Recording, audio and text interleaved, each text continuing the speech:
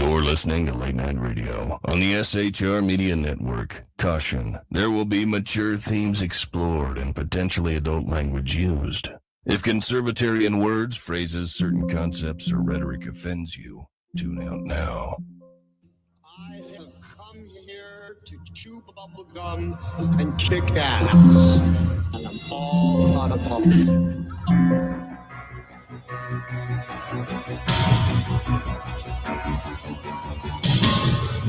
Bring, bring, bring. Hey, look, it's me. Something happened to my darn volume on my PC over here. Son of a biscuit eater. Well, in any event, ladies and gentlemen, boys and girls, children of all ages, welcome to BZ's Berserk Bobcat Saloon radio show, where I am broadcasting from North Idaho in an actual free state. I happen to be your actual conservative Sherpa, and I am guiding you through the maelstrom of Democrat, leftist, and globalist lies, chaos, deceit, and betrayal. And also, please note, what you're about to hear tonight for the next 2 hours, roughly hour and a half, 2 hours, consists of my opinion and my opinion only, and that of my special guest who was previously unannounced. But if you look at my social media, I have a great guest for tonight. You've never seen him before, like ever. The finest guest on the planet, only for you guys.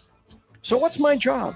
I am doing the job that the American media maggots won't. I am fundamentally changing America one leftist diaper at a time. And I get to say this, that we don't water our drinks just like we don't water our conversations. We are still serving stiff drinks right here in the saloon, along with, facts, history, logic, rationality, proportion, clarity, context, tradition, and common sense for normal people. I got it. By the way, as an adult, I hope you have your adult beverage. That's French for beverage. Next to you, somewhere reachable, like me.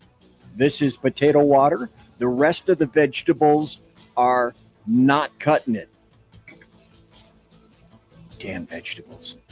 So, politics, religion, crime, culture, economics, race, sex, science, law. We talk about it all right here at the saloon, where the speech is free, but the booze is not. I'm going to have to do something about my volume here. Let's see. Okay, and I got to tell you the truth. Let me click on this and make that go away. Okay, remember I told you I have a producer, right? And then as a matter of fact, I put him, here he is. This is the only photo that he would allow me, Merlin Queffel. So he was here Tuesday night. And apparently between Tuesday night and now, he called in sick. It's like you have one job for 2 hours and you did it okay on Tuesday, but now sucker calls in sick on me. Well, let's go to comments, because holy moly, were there comments? Are there ever comments? Let's go to the beginning. And Sean says first. Redline Report says second. Phantom third. And I said, fuck, fourth. Jeez. And Mrs. Ever says hi for BZ himself. The Phantom snuck into first place under. And Mission Ready Men, Earl is late. Son of a gun, no fair, you're cheating. Big E, welcome here. Welcome to Sean. Welcome to the Phantom. Sean is in the chat room. That's nice. There. It was the lead-in graphic. Let's see who else we have here. Mission Ready Men. And let's see if there's... Oh, look! Here's what I was looking for. First one of the night. It's... And Cosmic Bard, proving once again, the lost wanderer, that not all who wander are lost. But Cosmic Bard will appreciate this. I know this for a factorious. My Galactus t-shirt that I'm wearing, and I'm going to have to bend over for this one. My head. Get your brain out of the you know where. No gutter. Too early for that. Wouldn't be prudent. Anyway, Cosmic Bard, check out the hat. Fantastic Four hat. Very nice. Damn it, Merlin. That's exactly what I said. And of course, Sean bringing up this, that I am the fourth in comments on my show. How sad. Cosmic Bard. Hey, sweet. So Cosmic Bard, I hope you're feeling better. And now, drum roll, please. Let's see if I can get a drum roll. I'm going to have to do this myself because certain personnel aren't here. Good God.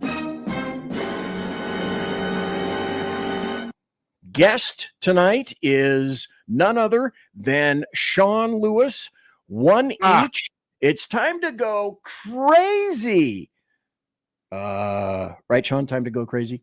It's always time to go crazy. It's That's what always time happens to go whenever crazy. I show up. I mean, that's just the name Are of you the game. are you really. going crazy? Do you have some of this, as a matter of fact? I actually do not. It's not potato water. I'm sharing whatever. I but- normally have my bourbon, but I am drinking my little sody waters that I enjoy oh so much. Very nice. You know, Phantom, I can't tell if that's a good or a Yeah. See, I can't. That's the whole point. I can't tell whether it's yay. You know, if you're gonna truth in comments, if you're gonna comment, you know, and it's positive, go yay. Yeah. Or Sean is probably saying something similar to what? I think yeah, it was ambiguous. What does that mean, really? So Thank you for Mission having Ready me, Man sir. says it's going to be very interesting. And Cosmic Bards, 55 degrees in air quality, finally in the green. Now I get that reference because Jeff, the Cosmic Bard, who is also the Wanderer who is not lost, had said something similar to where he is right now. He's getting smothered by all the smoke from the wildfires set by Trudeau in Canada when he lost. How sad. Very, very sad. So anyway, Sean is here tonight. He's going to be here for about an hour. I have a few things to do. I have a little intro for some humor. We're going to be talking about news and info and stuff like that. And then it shouldn't surprise anyone that I'm going to transition over to my new segment, which is Weapons Grade Stupid. Wait a minute. If I had a producer, what you would have heard is something like this. Weapons Grade Stupid, the segment where anyone can play, but leftists are overqualified. And boy, that's the truth. Anyway, after that, we're going to go into the receipts. Do we have the receipts? And Sean may be gone by this time. I'm not quite sure, but oh my, OMG. Lord, do I have a ton of happy stories. Well, let's drop this onto the stage and play. This is about a minute and a half of something that I found amusing. It's so weird how the whole planet can be in debt. But I think it's possible because countries don't owe money to each other, but countries owe money to banks. And if the countries owe money to banks, how stupid are the countries to pay? If a country has an army, the bank has 4 cashiers and a cleaning lady. And that's on a good day.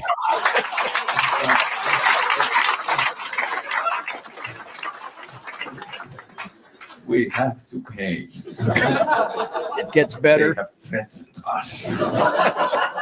They sent us a letter. If we don't pay now, they might send another letter.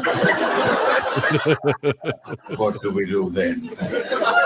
We have a nuclear submarine, but they have a stapler. Like, it's so weird. Like, I'm sure that if, like, for example, Genghis Khan would have, like, in his time borrowed some loan from some mortgage from some bank, I'm sure that he would never have paid it. Like, the bank at the door that you have to pay. Well, I have 10,000 horsemen with spears. Do I really have to pay? No. But it will affect your credit rating. I saw that, and I seldom actually laugh out loud. That's not my way. That's not my kind. It's But I factual, saw though. that. But it's truth, because humor, as everyone knows, is only funny when it contains elements of truth. And you and I, that actually contained a lot of truth. that contained a veritable ass load. This is a graphic. It's a visual. Now, for those of you on Spreaker or who are just listening to this in podcast, this is me holding my voluminously fat hands up and indicating this is an ass load. Well, this is who's that chick that everybody hates now? This is maybe her ass load, and this is Bertha Butt's ass load way over here, which is BZ, though. Oh, go ahead. No, you go ahead. You go ahead. I was just gonna say, every time I hear something like that, and what's the bank gonna do? It reminds me that Pepsi actually briefly possessed the 6th largest navy in the world. Do you know this story? No. I will read this to you. Just the facts. There's more to it, but you got to tell. So the banks may not be able to beat you up, but Pepsi could have in 1989. They briefly possessed the 6th largest navy in the world due to a unique trade agreement with the Soviet Union. The company exchanged soft drinks for a fleet of Soviet vessels, including 17 submarines, a cruiser, a frigate, and a destroyer. However, Pepsi immediately sold it off for scrap metal. Wow. Okay. Did not know that. Did not see that coming at all. And that's a true story. It happened in 1989. So for a while, for a few hours, Pepsi was a force to be contended with. Well, unlike the French, who could only view their navy through a glass bottom boat at one point, let's do this. Let's go into this. I heard about this at the very last second, and I'd like to chat about this, just throw some chaw back and forth. Why modern masculinity is a climate issue. It's like, do you fuckers have nothing? You are all out of topics and ideas. And then just when you think they can't go low, like I said on the previous show, like whale shit slowly floating to the bottom of the 26,000 foot Mariana Trench, then you go this low. So, okay, this is the sentence that they start with. What does masculinity have to do with the climate? A surprising amount. We would all be surprised. Significant figures in the manosphere combine misogyny with anti-environmentalism. Of course there is. Right. Think the two must live together. Yeah, exactly. So anti-environmentalism is all about men. So I guess the point of that being, if we could just what chick wrote that and how many abortions did she have? Yeah, exactly. And how many in a row? Because see, the weird thing about that is, to have an abortion as a leftist woman, you must first get pregnant. Well, now, if you were artificially inseminated, that means you paid money for that. So, that would be like throwing all your money away. So that means that some little twerp had to copulate with that unit in order to produce something that subsequently that female aborted. Have you ever met a 21-year-old kid? God, like, let's be honest, 18 to 22. I know where you're going. There's no real no coming out of the mouth. You know what I mean? Like, there's not a lot of, at 2 a.m. You sometimes you got to throw hooks out behind the boat as you're trolling on the way out just to see what happens. And I think that's how a lot of this happens. Now, I want to make a comment on that it said modern masculinity. What do we know about modern masculinity? Well, what they consider to be modern masculinity is not traditional masculinity. It is not guys who believe that they should, take care of things and, do what guys do, right? Grunt, drink beer, lift weights, and get into fights when we have to, yada, yada, yada. They mentioned modern masculinity, which I believe is killing the planet, not so much the climate, but because there are so many damn pussies in this world now who never stand up for what they know in their heart is right, for not standing up. I mean, look, I don't know if you saw, it was driving me nuts. There was an American airline that landed, or that was starting to take off, and it had a wheel fire. It blew a tire and it caused a fire in the wheel assembly. Right. This just happened 3-4 days ago, whatever Yeah, it was. it wasn't far. Wasn't long ago.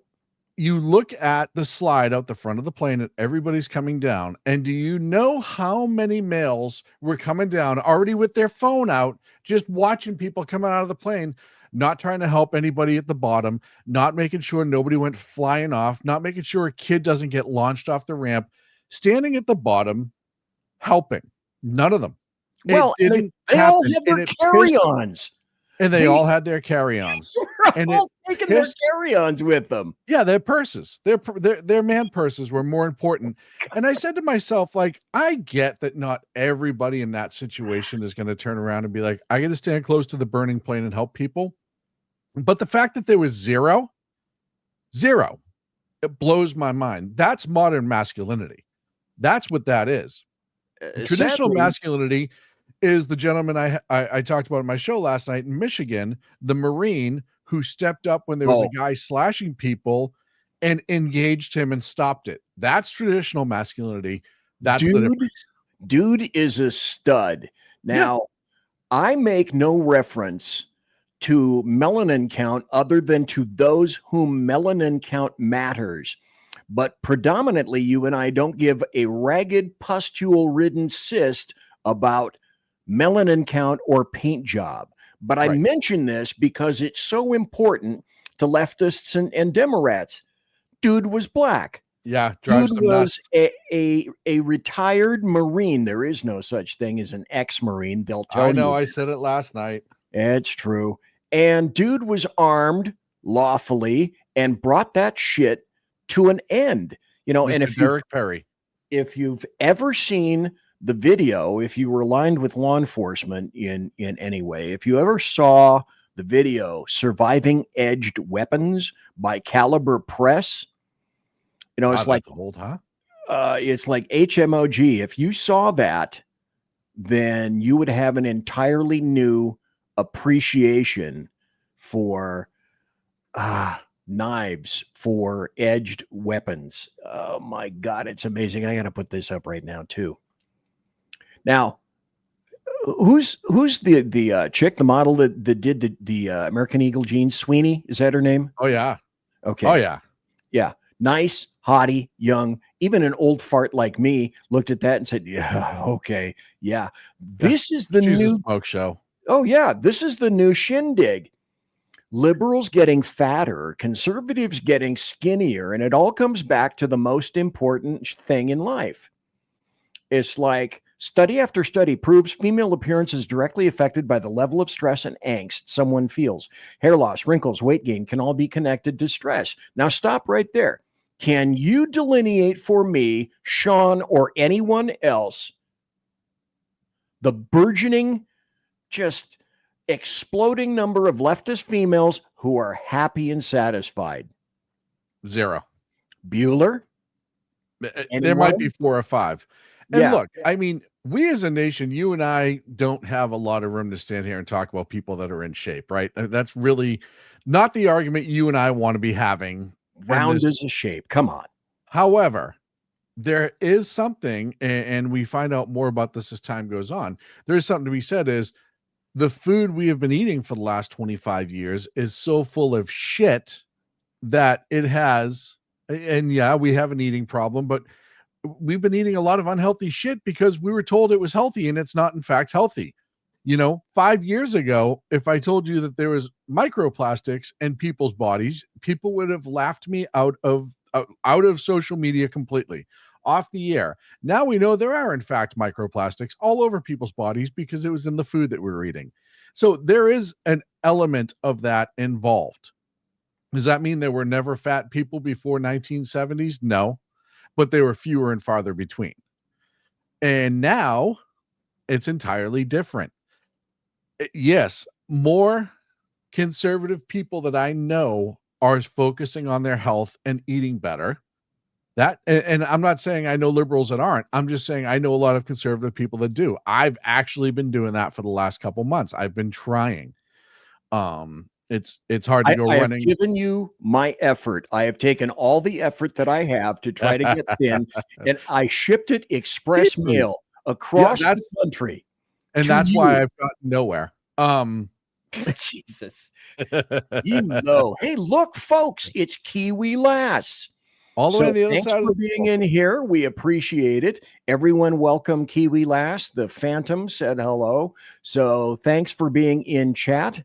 And she is actually a time traveler because it's already tomorrow where she is. Yes, it's like I say with Jack Alexander, it's tomorrow's news today. And with her, it's tomorrow's comments today.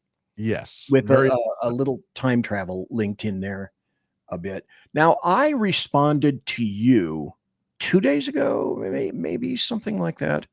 And I'm trying to remember, I know the response.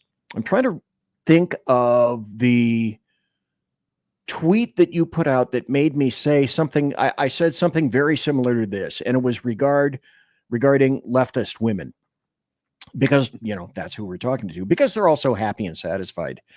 And I said something similar to, part of being a leftist woman, particularly a white leftist woman, is that you must have either a very ugly soul or no soul whatsoever. You have no inner beauty. You have no outer beauty. You have an aura of like hatred and insanity, like over the top, 24/7 anger. You got jealousy. Oh yeah, you got a pitched, shrill voice, like crap. I can't even think of the actress, Fran Drescher. Okay, that would crack the plexiglass on Shamu's tank. Many of them are not entirely dissimilar from Shamu. Hair the color of nothing that occurs in nature. That's not true. They show up on poisonous dart frogs. Oh, okay. Very good. Or sea snakes. Because there's they're a very reason similar they're to that that. brightly colored. Is it's a warning that they're venomous. Yeah, exactly. They come all with their Mark 1 Model 1 nose ring and clit piercings for their little lesy pals, and usually I don't care about the last 4-inch armpit hair, and Yes, they that's have wrong. replete with bunions and hemorrhoids. And that's essentially who leftist women are right now. So let People me who tell you agree about. with me, Oh yeah, and I agree with you raise entirely. your hand. And it's amazing because I know plenty of conservative women who dye their hair and have crazy tattoos and all this other stuff, and they're not at all like that. No, Because they're exactly. confident in who they are, for starters. Usually they're confident, right? They're just confident in themselves and not obnoxious, just confident. Like, hey, no, I can do this, I can do that, whatever. And that goes so freaking far. But the other thing is, they're not jealous of other people who maybe have something better or look better or whatever. They're not hateful and spiteful.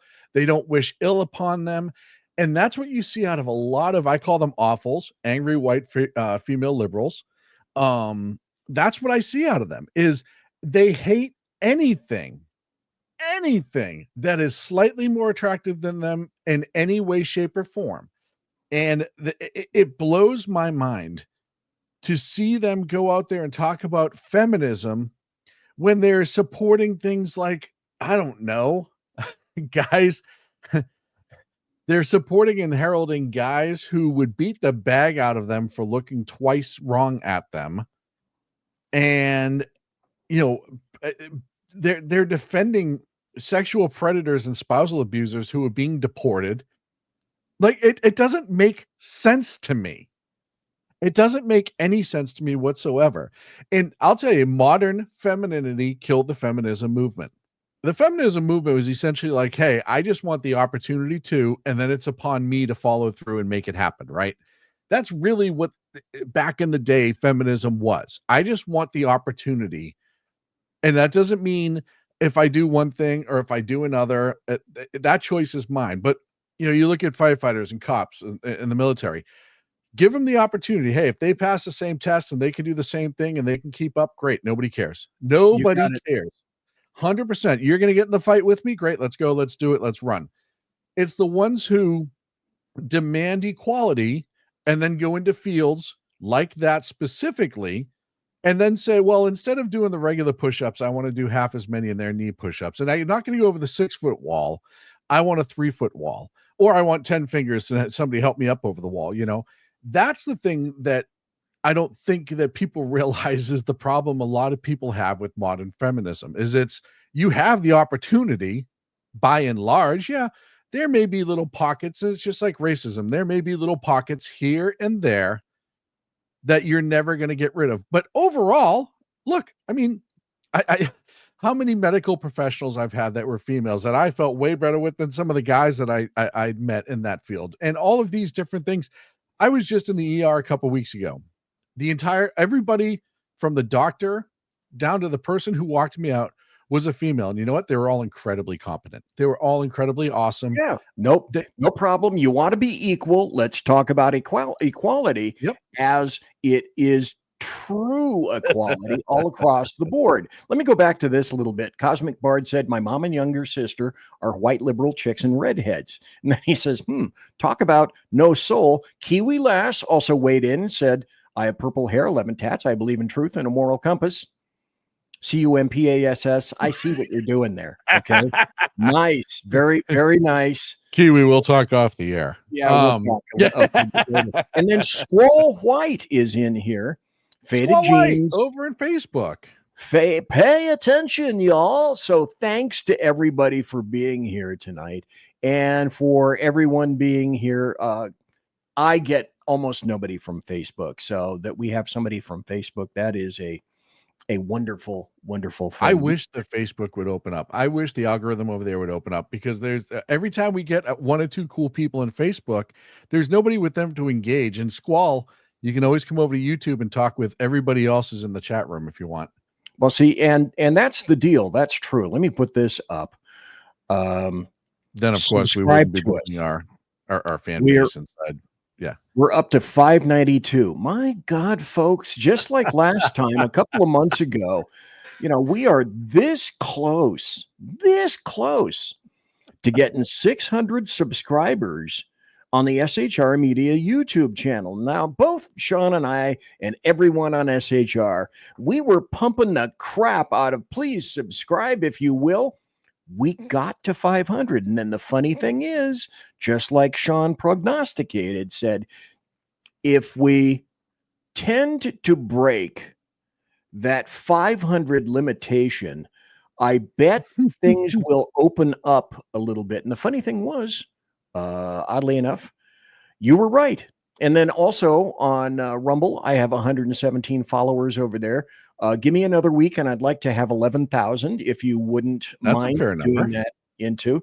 And then the other thing that we always emphasize here at SHR is if you want to chat, we want you to chat. We would love to see you in chat, but the best chat room to be in is at SHR Media, the SHR Media YouTube channel. That is absolutely the best place to be. Now, I have my chat room. My chat room is a little different. And I change them. I change them frequently. It costs a lot of money, but this is my current plush, sumptuous, palatial, and resplendent chat room. And I hope that is an attractant, not to flies and gnats, but to people to descend into the chat room. Before we take the break, let me go back here a little bit. Yeah. And go back. Whoa. Yeah. Look at this. Yes. Look at that. The wee one is on Mom's account at her house and popped in to say hi. Tuesday night, she let me know you were on the air as well. Wow. And then in response to that, what did we see? Now go to bed. I know. Oh, it's a good thing that I was very cautious with my words. Yes, because my words sometimes require a little parsing. It is an adult show, and she knows that. She's just it being a is. little sneaky. But see, And here's she has the number 2 crown in chat. That's how much she's been blowing up chat. Oh yeah, but here's the other thing. And folks, before I take a break, I'm going to put this out, and you guys, and I want you all to do this all at once, because here's that, and everybody needs to say, "Ah, ah." Hey, that's my little girl. That's my baby. That's my baby right there. Conservative media done right. You're listening to the SHR Media Network. Mission log entry. I mean, let's face it, who's even counting anymore? The Lost Wanderer is officially off course, chasing rogue rocket launches, fringe science, and things that probably violate causality. If it burns fuel, bends time, or makes scientists very uncomfortable, yeah, I'm probably going to talk about it. Every other Sunday on KLRN Radio, The Lost Wanderer, because space doesn't come with a roadmap, and honestly, I wouldn't follow if it did. Hello, I'm Matt, a student at Hillsdale College. Here is Hillsdale President Larry Arnn on the continuing relevance of the Constitution. Many argue today that the Constitution is outdated because it addresses problems peculiar to the 18th century. Some parts of the Constitution do read rather quaintly. Consider the injunction against titles of nobility in Article 1, Section 9 of the Constitution. But is that so outdated? The purpose of the injunction is to prevent the government granting special privileges to some for partisan reasons. This strikes at the heart of the rule of law. The crony capitalism, so common today, is a place where the government bestows favors and tax dollars on some businesses to give them a leg up over others. This is exactly the kind of thing the Constitution was meant to prohibit. The Constitution is not so outdated after all. This Constitution Minute was brought to you by Hillsdale College. To join the national conversation on the Constitution, go to constitutionminute.com. Hey fellas, are you mission ready? You need to check out Mission Ready Men via Earl Big E Jackson on Tuesdays and Thursdays, 9 a.m. Pacific, 11 a.m. Central, and noon Eastern. It's a show that equips you to navigate our society's challenges from a biblical perspective with courage and conviction. Tune into Mission Ready Men as we examine our culture through the prism of biblical truths, teachings, and how to apply them in our daily lives. Prepare to step up, stand out, and step into your role as a man as ordained by God.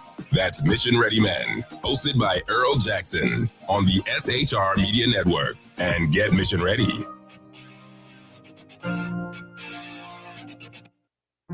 Want to make an immediate difference in the life of a critically ill child? You have the ability to do that right now. Make a donation to Dream Makers for Life, the organization that restores dreams to seriously ill children and their families. You can sponsor a dream pack for a child, which contains a clear PVC backpack, a dry erase board adventure coloring book, a journal, and dry erase markers to inspire a critically ill child to envision a future adventure and hope. Want to become a dream maker for life yourself? Go to dreamforlife.org. That's dreamforlife.org. Help a child. Help a family. There is always hope. You're listening to the SHR Media Network. And I'm BZ. I'm back. And you are in the saloon. Thanks to everybody for being here tonight. We also have Sackhead Sean, who is right here. One each. Over to, let's see if I'm pointing in the right direction. Yes. Over here. That way. Sackhead wait, Sean. no. You're over there. I'm over here. Yeah, I have to remember to do it backwards. And we have a lot of stories coming up, a lot of things to talk about. And I believe that this nation should commit itself to achieving the... I'm going to show you very briefly the stories that we will discuss here. Canada and Macron and an ISIS attack and a suit, and illegals were arrested. Who will survive AI and who won't? And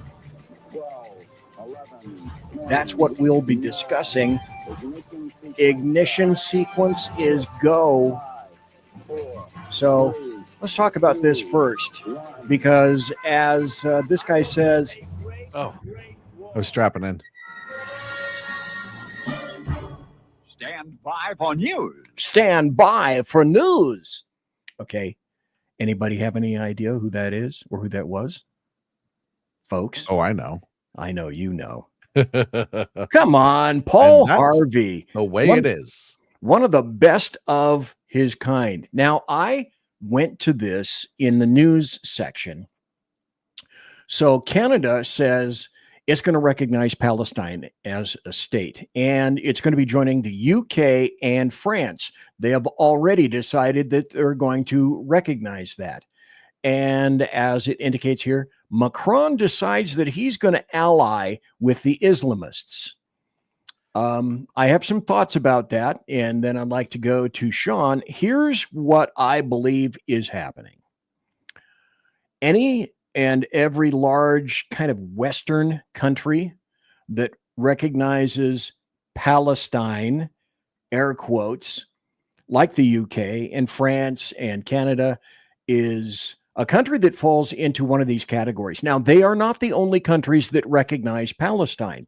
There's actually probably 50 or 60 or close to 100 countries that already recognize Palestine, consisting primarily of nation states that you've never heard of before. So here are the categories in which the capitalists have decided to recognize Palestine. They are either GALP-oriented in terms of they are guilty, overeducated white people. They are already flooded and overtaken by Muslims, or they are a state that fears Islam just because of that and their presence, or the nation state is run by cowards who repress and foil the wishes and the demands of their actual electorate, the people that live in the nation itself, by their native citizens, or they're virtue signaling for their other leftists and their other globalists who they are there to impress, which is essentially to the detriment of all of their own people, who they themselves must suffer the direct consequences of living under that. Or, I'll take one from column A, one from column B, and 3 from column C, or a combination of all of that stuff. Thoughts? Well, first and foremost, I just want to say this. Oh, Canada, you've stepped in so much shit. Yes.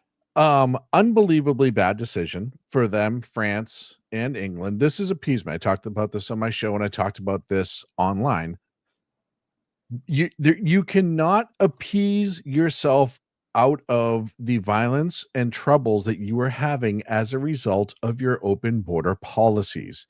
If you appease, and that's all this is. This is literally to save their own skin. This is to try to get the troubles at home, which not the troubles that happened in Ireland in the 80s, the new set of troubles that they have. Entirely different. At home, to go away. And it's not going to go away. I'll tell you right now, in their little broken brains, I think that if they recognize Gaza as a state and Gaza becomes its own entity, then all of these people who are in their countries that want to go live in a Muslim country are going to go back to Gaza. I think that's like somehow in their brain, like maybe that'll happen and some will go back. And we all know, bye, Leah. We all know it's not going to happen. Yep, yuck it up. And it's problematic. Look, you're essentially saying to Israel, screw you. We don't care about you. We're trying to save our phony baloney jobs. And we're going to recognize this state, which will, if you get to a 2-state solution, all Gaza or Palestine will become is a mini Iran. Except they're going to have all of the capabilities of Iran given to them, and it's going to be right on the doorstep of Israel and closer to Europe. It's bad on so many levels. let's say this, because Kiwi Lass has said that, gosh, I have a story that I'd like to be able to tell you. So, okay, the phone lines are open. Phone lines, multiple, because Jesus, everyone knows there are at least 10 phone lines into the studio here right now, right? Yeah. Not necessarily. Actually, that's a big ass lie. So the phone line, singular. Phone lines are open on the Great Big Show tonight. That's right. The phone lines are open. So you can, Kiwi Lass, if you're interested. Now, I don't know what international phone calls or any of that kind of stuff. I don't know what kind of country code you have to put in order to get there. Last, you have to understand something. BZ can barely operate a cell phone. Oh, come on. So international calling might be a little bit out of his reach. So you're going to have to do the hard work. If she gets here, if I look over and I see that phone operating right now, oh my God. Do I? Oh, okay. Does it say Kiwi on the caller ID? No, it has. It says Waihi. Okay, so Waihi, Waihi. I'm guessing Kiwi Lass is in New Zealand. Yes, go ahead. You're on the air. Hey, kia ora, guys. Yes, it's me, Anne from Waihi. Yes, you pronounced it right. Well, How you guys doing? We are really happy to see you here. Well, not visibly see you here, but we rock the whole concept. So thanks. What the hell ever made you drop in on SHR Media, or me or Sean or anybody? How the heck did you ever find us? I do not know how the heck I found you guys, but I just have, and I will be in and out. I mean, life's busy these days, right? This is my mid-afternoon. This is like 3 o'clock. So I'm not always around at 3, but I'm here today. Do you remember that mass shooting we had here in New Zealand in 2019? Yes. Unfortunately, yes. But correct me, was this the one where someone who was some kind of a cult leader or something had amassed any number of weapons and decided to drop in on a part? Well, anyway, I should shut the hell up because I don't know what I'm talking about. So tell us, please. Okay, so I've also got to be careful because it's still something we're not meant to talk about here. But I will say this. They are going to have us fighting each other on our own streets with radical Islam, just radicalness regardless.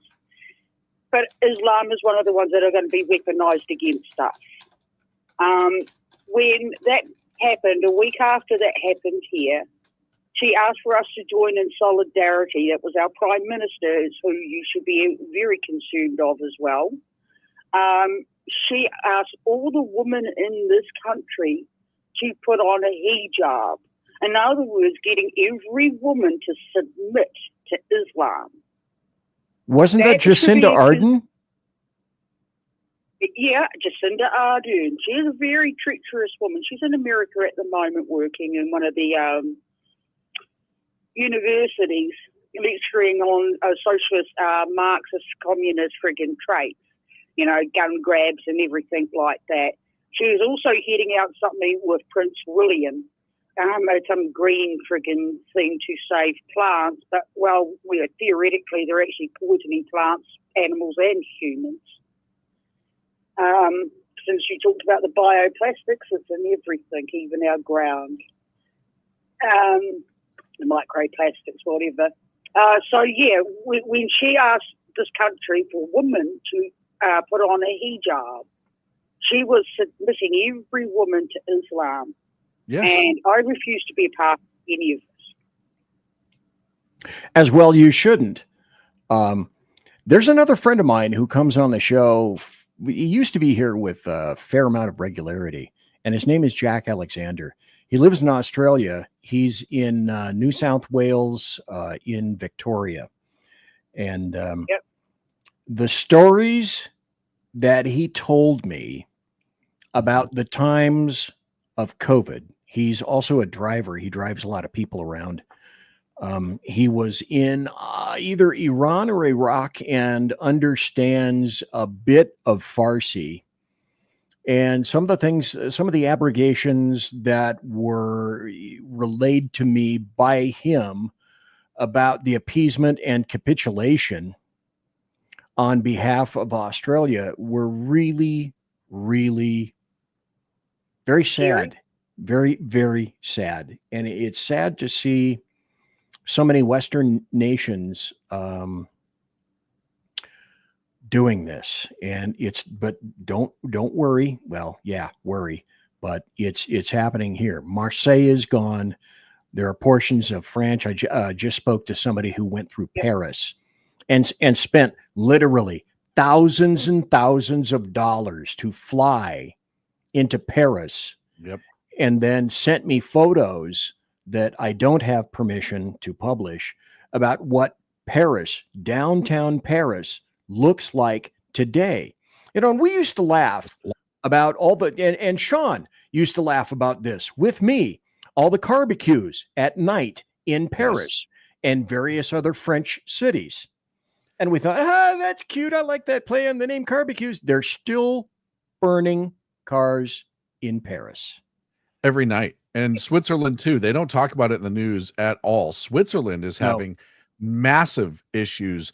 I mean, there are car bombings in Switzerland every day, and they try to mask it as gang violence. It's between these two gangs, and they are two gangs, but they're both Muslim gangs. It is a problem. Go ahead. Yeah, this is our problem. We are so quick to believe in our news articles now that are out by our mainstream news platforms. We're starting to unseat ours over here. Finally. We've finally got a soft Trump, I guess. But we're in such chaos over here anyway with our government. You know the movies, London Has Fallen and Olympus Has Fallen? Yeah, yes. Gerard Butler. Our countries. We are falling. But here's the difference. We've got radical heads of state that are aiding this in. They're keeping you and me busy, occupied, because we're having to maneuver on our own streets, in our own homes, to get from A to B safely. They've kept us wrapped up and busy protecting ourselves, that we've allowed all this to happen. I wish America would step up to the gun, because at the end of the day, radical Islam goes against your constitution and your constitutional rights. Radical Islam should be marched out of America. It's been done before. But it is an absolute violation of your own constitutional rights in America. And I wish America would rise up. We all agree. I'm much more strident than some other people in terms of Islam. As far as I'm concerned, Islam is nothing more than a barbaric death cult that doesn't belong anywhere in a Western nation at all. But the things that I indicated before, a lot of that stuff stems from guilty, overeducated white people making ridiculous decisions. And it stems from, the entire tide began, if you recall, and everyone, Sean, with Angela Merkel and her decision that she was going to take Syrians during the war. And then because she is a GOP, she is a guilty, overeducated white person who was in Germany, who was attempting, I think, to somehow try to atone for World War II and open her arms wide. When the flood commenced in Deutschland, then it had no other alternative but to flood other countries as well. Now, Western countries, of course, we talk about the terrible word colonizer. Well, Western countries were in fact colonizers and occupied a lot of countries in Northern Africa, and they're paying for that today, and they pulled out. So it was brought on by themselves and by GOPs and by Germany and by Angela Merkel, and they don't know what to do to stop it. Right. Well, just two pushbacks. Europeans are not the only ones that have colonized. Right. right? We're not. Now, New Zealand is a prime example of that right now. They're trying to push us into an apartheid over here. So what they call Indigenous here, settled here 1,000 years ago, where we settled here only a few hundred years ago. So if they're settlers themselves, how are they classed as natives?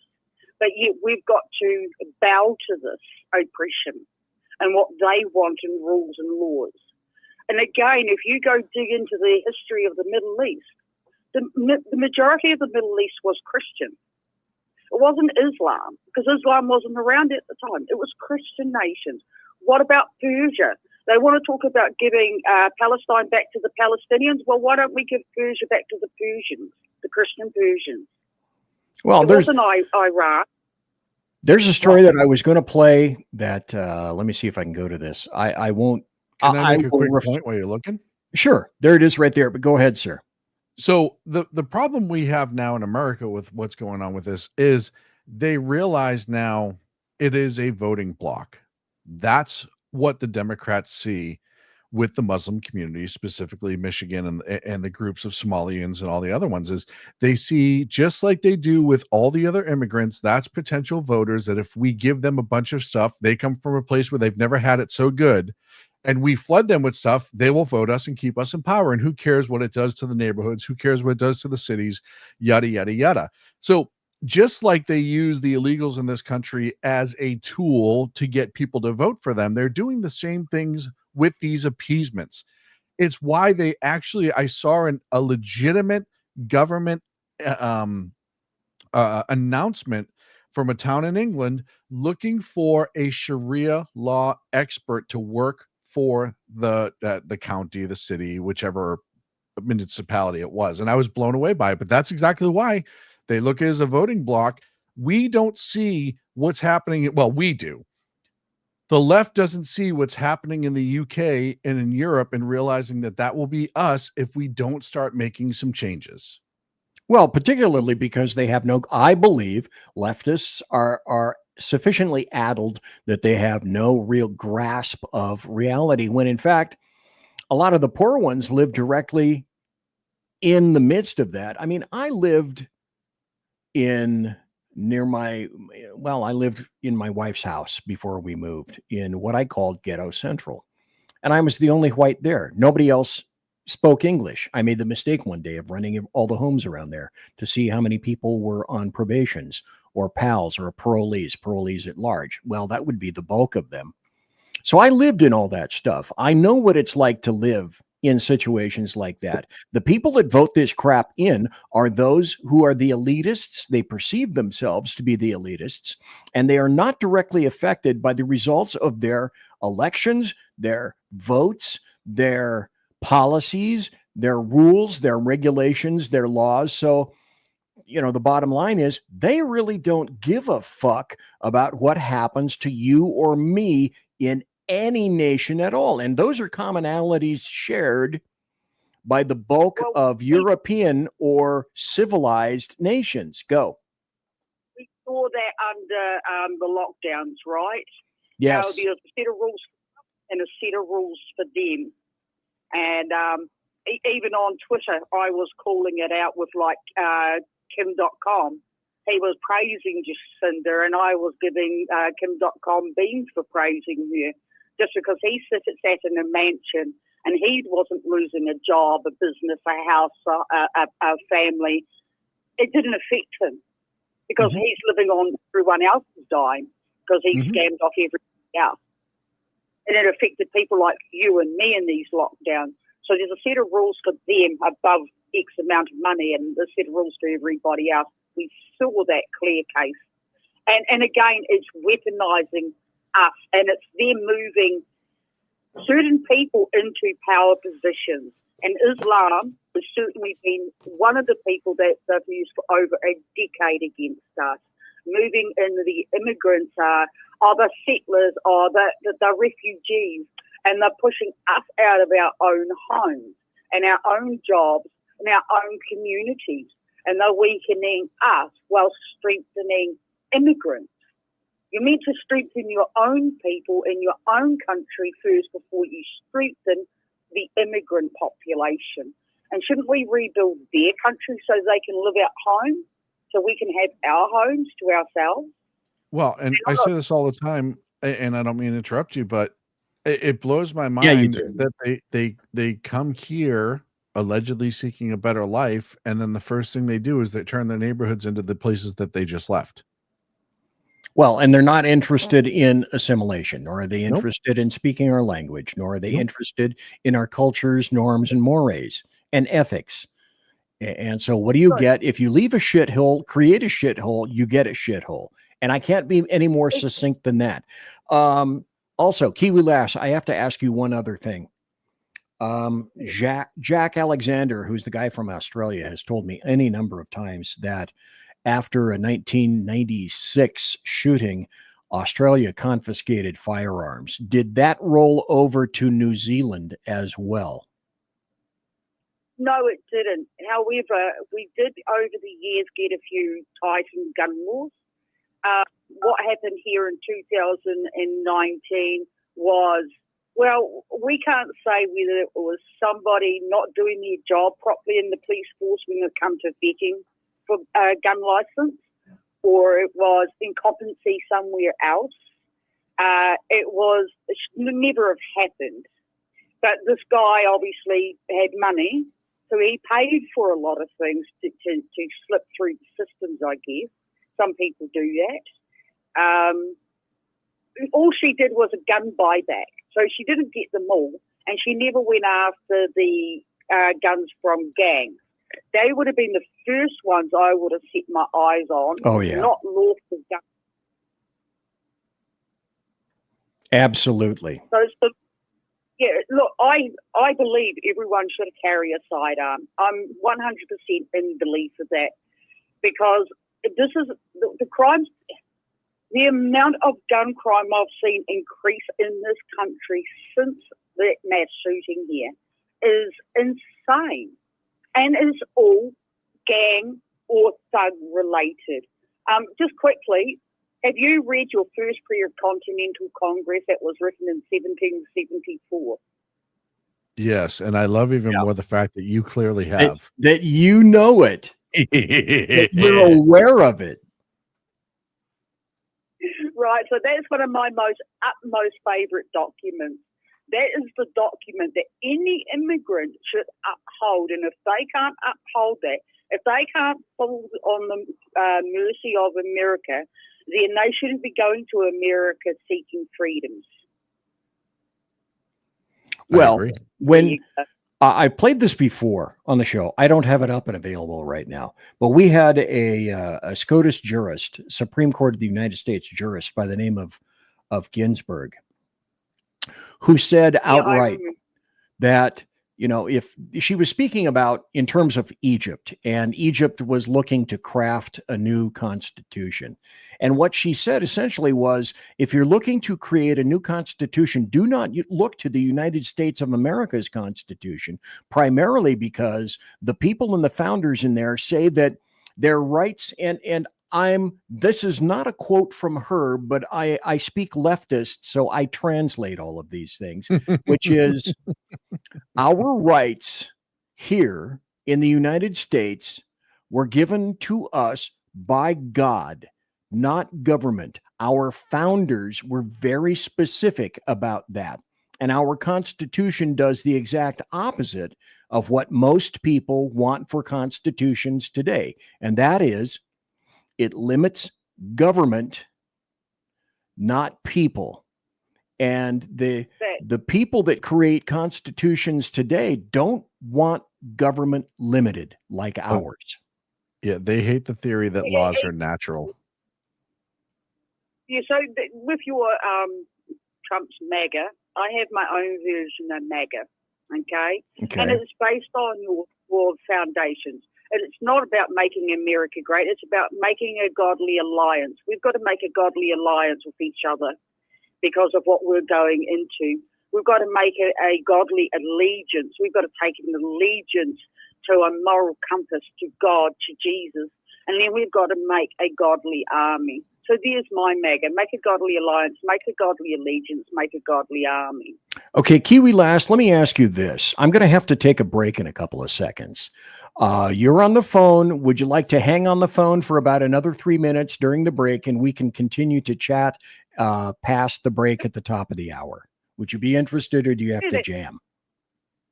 No, I don't have to jam today. I'm fine to hang out with you guys. Okay, folks, that is Kiwi Lass. Oh, yeah, you're going to have to take off. That's a good point. But anyway, Sean will be taking off here because he has to go to work tomorrow, I'm assuming. And he has to get up at 0:30. So I'm BZ. Kiwi Lass is on the phone. Say goodbye to Sackhead Sean. We'll be back after this. Thanks, BZ. Done right. You're listening to the SHR Media Network. In a world where leftists are running out of metal for the safety pins of their soothing red diapers, one man stands alone, attempting to fundamentally change America, one leftist diaper at a time. BZ, your conservative Sherpa, is guiding you through the maelstrom of Democrat leftists and globalist lies, chaos, deceit, and betrayal. Listen to BZ Saloon on select and exclusive Tuesday and Thursday nights at 8 p.m. Pacific, 10 p.m. Central, and 11 p.m. Eastern on the SHR Media YouTube channel, Twitch, KLRN, Rumble, and X at BZ Saloon. It's one great late-night conservatarian talk radio show. Be there. Aloha. Hello, friends. You have a moment so that we may discuss our Lord and Savior Minarchy? No, seriously, I'm just kidding. Hi, my name is Rick Robinson. I am the general manager of KLRNradio.com. We are probably the largest independent podcast network that you've never heard of. We have a little bit of everything, and by that, what I mean to tell you is we have news, pop culture, special events, conspiratainment, true crime, mental health shows, drama productions, and pretty much everything in between. So if you're looking for a new podcast home to grab a little bit of everything that you love all in one place, come check us out. You can find us on X under @KLRNradio. You can find us on our Rumble and our YouTube channels under the same names. You can also find us at KLRNradio.com and pretty much every podcast catcher known to man. So again, feel free to come check us out anytime you like at KLRN Radio. It's Sean from the Edge of Liberty. Just like the Bidens, I too am moving. Only in my case, it's days and times. That's right. You can now find the Edge of Liberty Monday at 8 p.m. Pacific, 11 Eastern, and Wednesday at 8 p.m. Pacific and 11 Eastern on the SHR Media Network. Join me as we talk politics, news, alcohol, fun, not so much fun, clowns, small kittens, large kittens, dogs, amoebas, and anything else that just pops into my mind while I'm on the air. That is Monday and Wednesday, 8 p.m. Pacific, 11 on the East Coast, on YouTube, X, KLRN Radio, Facebook, Twitch, and anywhere else a good podcast is found. Please check out our website, shrmedia.com. I will see you live on the air. Attention, all patriotic women of faith. Yep, I'm talking to you, sis. Are you looking for high-quality, super soft apparel that reflects your love for country and your devotion to God? Look no further than Carry Girl Gear. Picture this. You rocking a tee so soft it's like being hugged by a cloud, all while showing off your love for God and country. Sounds dreamy, right? Well, welcome to reality, babes, because that's what we're all about here at Carry Girl Gear. We specialize in super soft tees, tanks, and more, designed specifically for the strong, patriotic women who proudly wants to carry their message of faith and freedom. When you shop with us, you're not just getting a t-shirt. You're joining a community of like-minded women who are proud to wear their beliefs straight on their tees. So whether you're sipping sweet tea on the porch or leading the charge for faith and freedom, do it in a Carry Girl tee.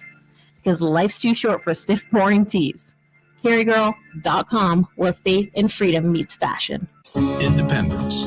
With that declaration, America was born. Inspired by a belief in the God-given rights of every human being, and in the good that comes from exercising these rights well. The founders of our great nation chose independence. As do we. Hillsdale College accepts no government funding because independence makes possible the good to which we aspire. You're listening to the SHR Media Network. And I'm back. I'm BZ. Thanks to Sean for being here tonight. and jumping in. That was something that he had not anticipated doing. I always like to talk to Sean. Who would? Who doesn't? Who wouldn't? And so thanks to everybody else for being here. You can listen on KLRN at KLRN on X. We're on the SHR Media YouTube channel. We are wide, we are ubiquitous, we are all over the place, and we are predominantly fabulous. All of us, including the fat guy right here. I'm sorry. The ancient fat guy right here. On the phone also, we happen to have, I asked her to hold over. This is Kiwi Lass, live and direct tomorrow from New Zealand. And I want to ask one final question of her. And that's this. You don't have the same problem that Australia apparently has with firearms. You've delineated to us at the end of the first hour some of the issues that you guys are having with Islam / what I call illegal invaders. And we're starting to turn things around a little bit. And the leftists and the Democrats are shitting kittens, throwing camshafts and car parts because they're encountering serious pushback on this. And there is hope, at least for the next 3.5 years for us until we get our crap together and decide who's going to come in 2028. But in your country, New Zealand, you've clearly indicated with bullet points some of the problems with New Zealand. Now, do you guys have a plan or some kind of how are you guys going to fix this? Are there people or organizations who are committed to keeping New Zealand, and not letting your country is absolutely beautiful.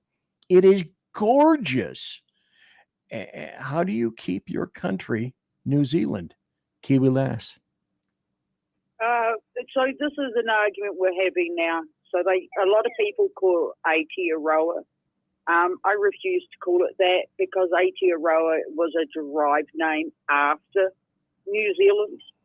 I think a lot of the spoken language today has actually started coming around since the 1980s, where there were the Maori language, each tribe had their own version of it. Now they're incorporating it in one, which is not right because each tribe was quite vastly different to the other. Some were quite passive tribes and some were quite radical tribes. Just like anywhere else, we've got the select elite in the Maori that are causing these problems. So there is a lot of pushbacks. We've had a couple of deputy prime ministers that have pushed back on this recently.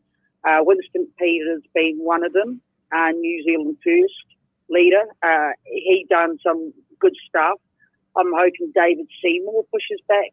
But the general population here, we also push back. 2016, we had a referendum for our flag. We managed to keep our flag. Okay. They wanted, but that cost us $26 million. I'm sorry, but if we're going to do referendums for things like this, they shouldn't be costing the taxpayers at all. The ones who want to front these ideals, these ideologies, they should be paying for it out of their pockets instead of out of the taxpayers' pockets, because we don't want these things. It's just like I see some things in America. They should be getting fronted out of whoever's pockets instead of the taxpayers' pockets. They're using our taxpayers' money as leverage, and then they deplete our coffers that it could be used in real education, that could be used in the hospitals where it's needed. But they want to deplete our coffers by having us fight these insane policies, these bizarre policies. And then that drains our systems, and that then infects our communities, our education, our medical. So it's a consistent battle, which way we're fighting this. And we don't see that there's more than one battle going on at the same time as when they're doing this to us. Okay, so I thought that was the final question. One final question. Folks, I'm talking to Kiwi Lass. She is live and direct from tomorrow, and she is here in the Saloon. She's from New Zealand. And so one final question for you, because I'm going to have to move on with the rest of the show, and that's this. Are there any politicians or any people coming up in the ranks that are popular with the people who are interested in holding on to New Zealand? In other words, what's your future? Are there some people lining up who have the fortitude within themselves to try to keep New Zealand free and also fight some of the fights from turning New Zealand into exactly what it doesn't want to be and what somebody else who has no vested interest in New Zealand, they want it to be? We do have some new parties coming into play. We have something. We can have what you'd call frig me days, because what we've got in our parliament is actually three entities coming together as one. Okay. I think my words are all muddled today. So we do have new parties coming into the play. They're definitely there for the people, but they're relatively new, so it's going to take a while before these guys actually really make any steam ahead in Parliament. But they are coming through. But the radical stuff is coming through louder and harder, and that's the problem, because one group of voices certainly outweighing the other group of voices. Just like in America, you know, you've got your Democrats who a lot of them are out there, they're thugs on the street, they get away with everything. But if you go to a J6 event, you'll probably get arrested and silenced. Similar mentalities. Okay, so all right, that was two questions that I said were going to be the last questions. Let me ask the actual last question. Do you have hope, Kiwi Lass, for the future of New Zealand? I have hope if America can survive. Okay. Because you think that we are inexorably linked in terms of our desires, our co-desires for freedom? I think that's part of it. I definitely think that's part of it. But because of the way your constitution is set, if the people rise up and protect those documents, right, what it does, and Trump's doing it now, because we're seeing what he's doing with the Obamagate stuff, the all of that, right? The Russia collusion. We're seeing how all this truth is now coming out. Once this is out in the open and it's all been dealt with, I think this is going to be the international red pill. Now that there will certainly make people sit back in their seats and start rethinking things. And then if they've got some moral compass, they will start pondering what's happened in the last 10 years in our own country. You know, one of my biggest questions is, why did John Keyes all of a sudden resign as our Prime Minister when Hillary Clinton lost the elections? You know, what was that about? Oh, unfamiliar with that. Okay. I have this I see things, I hear things slightly different than some people. Like when Dan Bon Jovi mentioned that Epstein was the only one that left his cell. Well, a dead man doesn't walk, so how could he be the only one that went in the cell and left the cell? Okay, dead men don't walk. That's one. Two, when they showed the photos of the cell door, there were two different photos they showed. One down the corridor, the cell door was on the left. One was from where the guards sit. The cell door was on the right. How do you have a door on the left and a door in the right on your photos when it's the same cell? So there are things I pick up, others don't. Things when something's said and I hear it differently, and I'm like, oh, that's intriguing. Where did that come from? You know, and John Keys was meant to run for the elections the following year. And then all of a sudden, out of the blue, he resigned.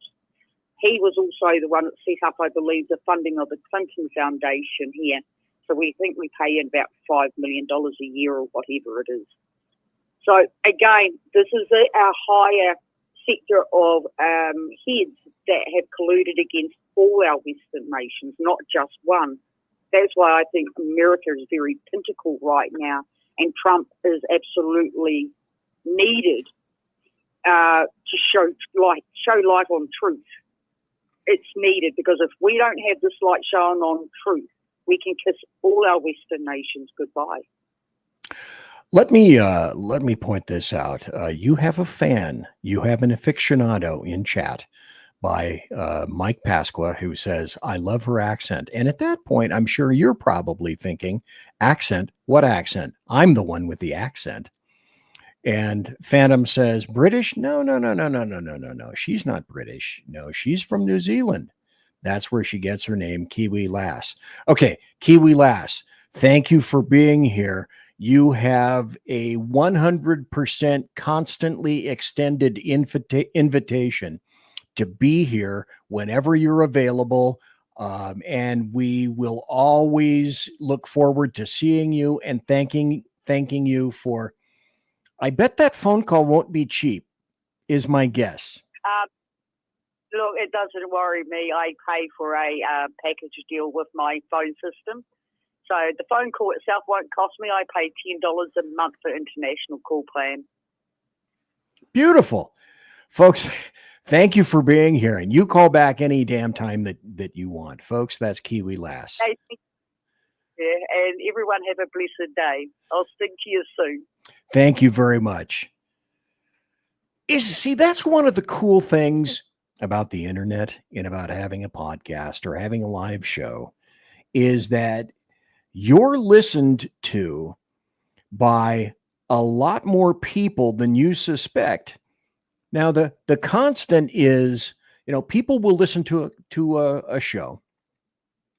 They'll listen to a podcast later, but they're not that interested in calling in. That's one of the things that Hugh Hewitt said, is that we're losing people's interest in calling into shows. But every once in a while, you get someone to make you remember, yeah, this is going to a lot more places than I ever thought that it was going to go. Speaking of lots of places, and speaking of religion, and speaking of what I was going to talk about in the first place, because I got about 40 more minutes for the show, and I'm not going to do any overtime. 43 people, and this is customarily ignored by the American media maggots, 43 people have been killed in an ISIS, Islam-linked attack on a Christian church in Africa. Imagine that.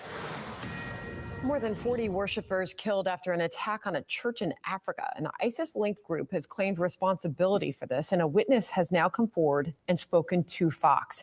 Senior foreign affairs correspondent Greg Palcott has this horrifying story for us. So, Greg, what exactly did the witness say? Sandra, it was an unbelievable massacre. In the words of the eyewitness to Fox, we don't understand why this is all happening.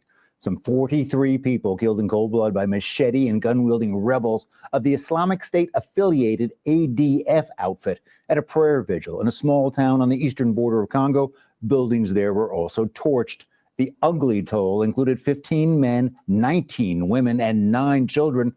Their bodies found strewn around the area. Other children were abducted. The eyewitness added to Fox News Digital, they kill those that met in the church hall. Those who tried to flee were caught and killed in the compound and running towards the road. People were sad. There was sadness everywhere. And that is the peace and tolerance of Islam, which I have said many, many times. I have taken a more strident view on that over the years. Let's go to,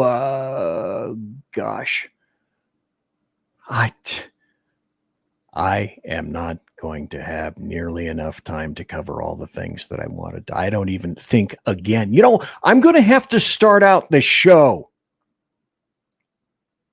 with happy stories because there's a ton of them, and I never get to happy stories because there are other things that I think are more important. And then I have guests.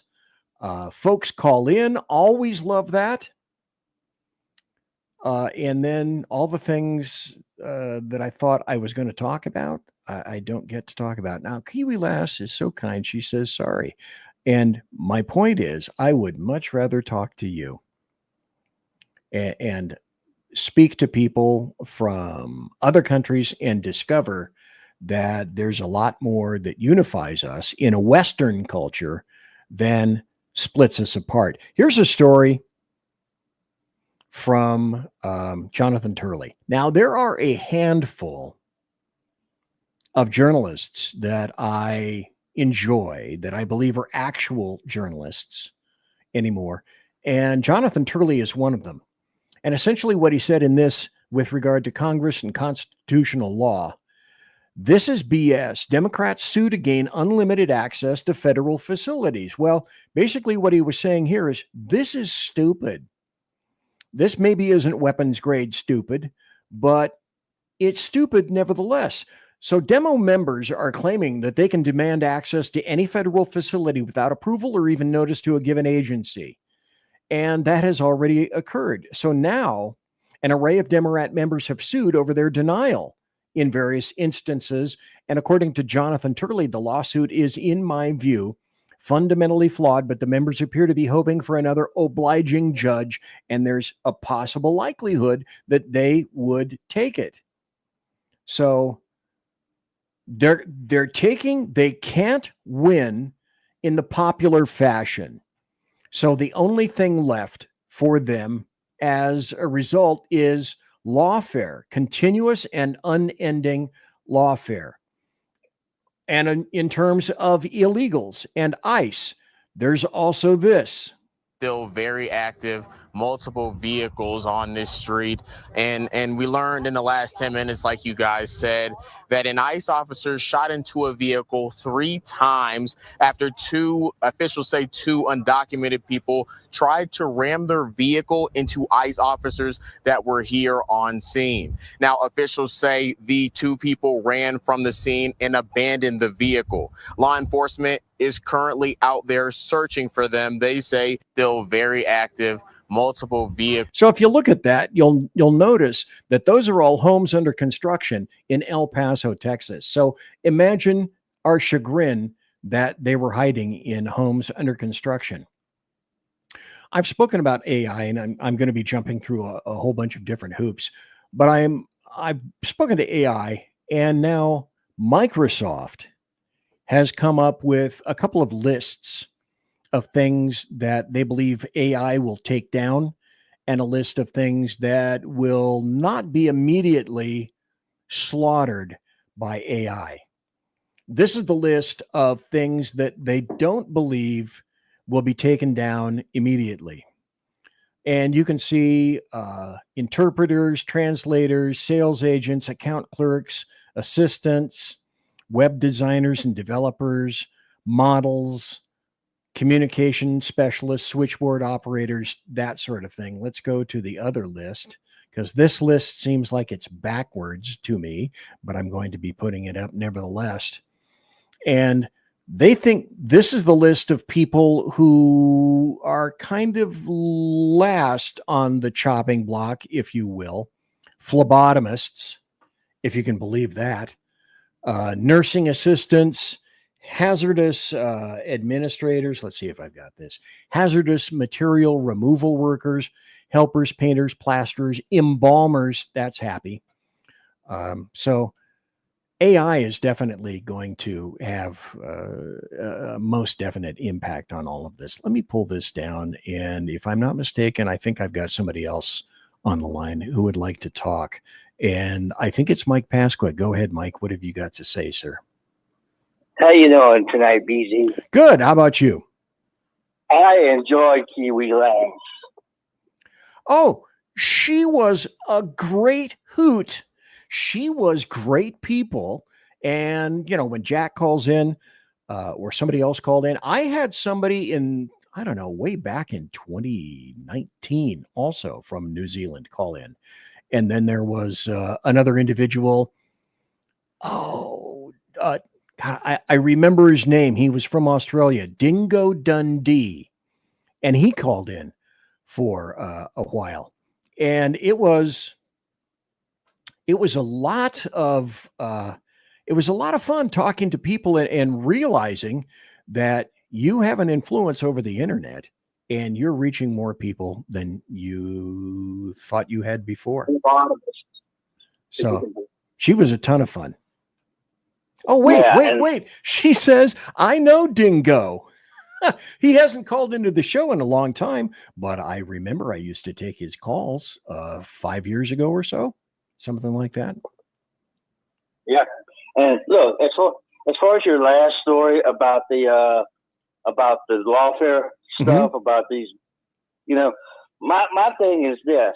There are things we can do with these judges that we've got a gutless Congress that doesn't want to do. All right. They can impeach these judges, and the Senate doesn't want to do that. And the House of Representatives has power of the purse. They could cut off the money and just flat out get rid of these courts, these federal district courts, if they wanted to. And they don't want to do that. So my theory is this: if those two things aren't going to happen, Trump has no other choice but to start arresting these judges. Well, I don't think that would be absolutely unprecedented. Now, would I like to see that happen? Well, yes, of course I would. We already know that Judge Boasberg, a memo was leaked where he believes that all these other judges need to get together in order to make sure that Trump doesn't win.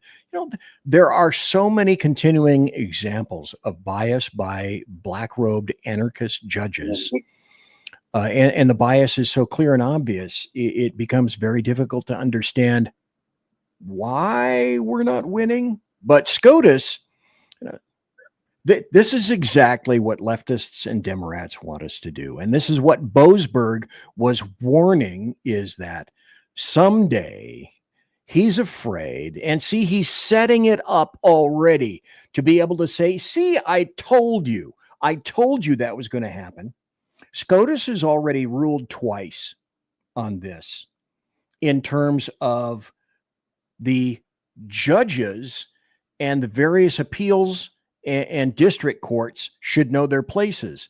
But that seems to be absolutely immaterial where the judges keep making these rulings. They, I believe, are all hoping for Trump to spray paint a line on the beach saying, I will no longer be holding to any of this. That is what they are salivating for. So they will not be getting rid of federal courts. They will not be getting rid of appellate courts. They will not be getting rid of district courts. SCOTUS has already ruled, and that means that they are abiding by what I have called many times Thug's Law. And Thug's Law is this. It's applicable to leftists, Democrats, globalists, and of course, black-robed anarchist judges. Thug's Law is this, and I learned this as a cop. Thugs believe what's mine is mine and what's yours is mine unless you're strong enough to stop me. Now that translates into politics and life in terms of this. We don't give a shit about law. We couldn't care less about any of these things. We're going to do what we want to do when we want to do it, unless someone with legal standing steps up and stops us. Now, courts take a long time, and stopping also involves, you get a whole host of people and you start rounding up illegal invaders. But the only thing that, like Islam, leftists and Democrats and globalists understand is violence and force. And violence and force can also translate to fighting back in court when you're an individual, a group, or an agency with standing in terms of being able to fight. If you have no standing, you won't be heard. if there's any kind of an entry, summary judgment will be given, and likely you won't even be heard at all. So there must be pushback. There must be continuous pushback. It cannot stop. But they, Democrats, leftists, and the judges are operating by what I call Thug's Law. Right. And think about this. I'll say it to some other friends, BZ, but think about this. Between Obama and Biden, they've appointed like at least 900, maybe more, of these federal district court judges, like Boasberg. 900 of them between the two of them. So they've got other people they can go to that, there may be the odd Clinton judge here and there, and maybe there may be an odd judge that the Bushes, that G.W. Bush has appointed, but that's few and far between, But most of these judges that are giving them trouble, that are giving Trump trouble, are what? Obama, Biden judges. Well, yeah, appointees. And people will always fall back, and it's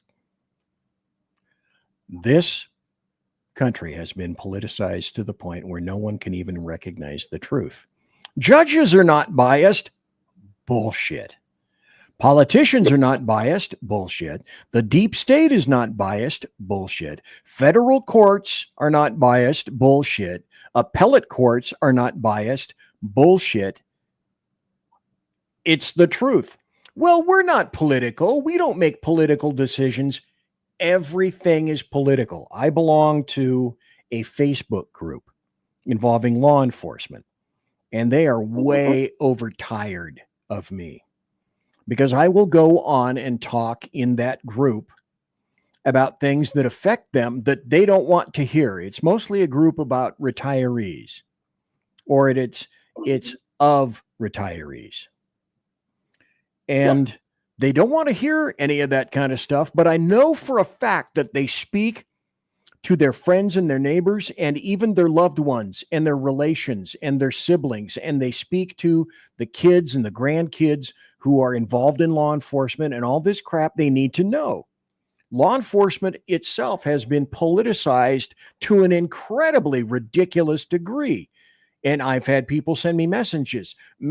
Would you keep this out of Facebook, our Facebook group? Because we don't do politics here. Law enforcement isn't about politics. To which I respond, you are a moron. Everything is political. Everything is political. Now, Kiwi Lash makes another comment in here. Time for the constitutional sheriff to step up and make an arrest. Well, I have had a constitutional sheriff on here any number of times who was running for sheriff of Kootenai County in Idaho, where I live. His name is Dan Wilson. Dan Wilson is most deaf a constitutional sheriff.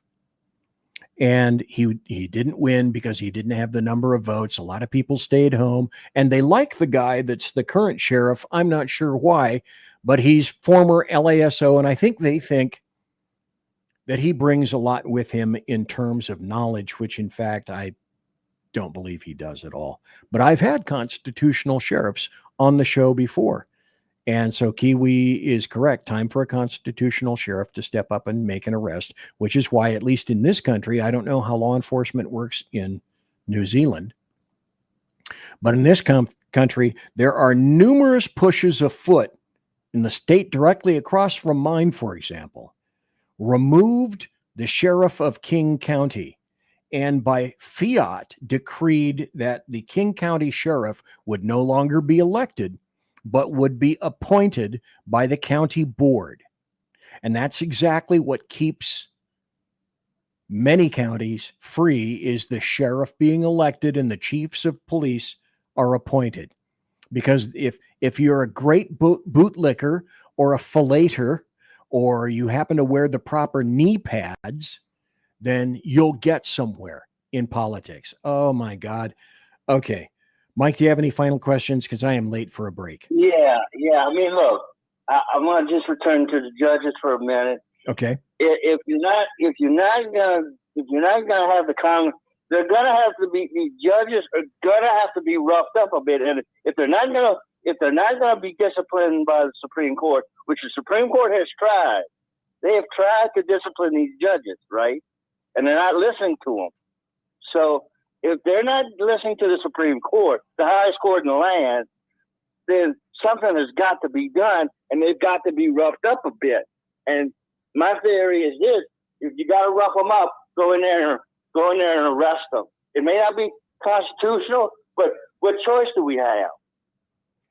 Well, it's a razor's edge.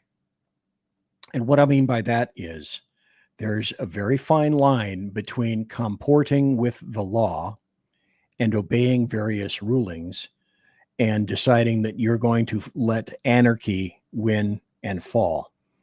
That's the thing. And the one of the most important things that conservatives like myself, and I'm not a Republican. I vote independent, and I target my money to individuals I haven't given to the RNC in over a decade.